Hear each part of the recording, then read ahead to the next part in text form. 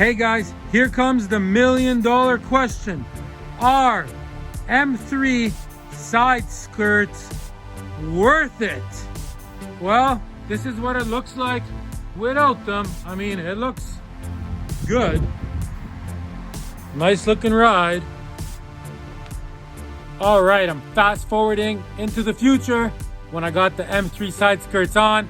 Let's see if it was worth it. I'm fast forwarding into the future. And we're in the future, guys. Look at that. That looks great, as you can see. Definitely worth it, guys.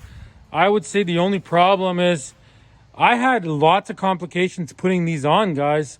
The hardest thing was this rubber trim that's right there. So these came with one, and it just, the two-sided tape that it came with absolutely sucked, and I had a really hard time getting it off. So there will be a link to the full-length video of putting these on right up here somewhere. Thanks for watching. Check it out one more time.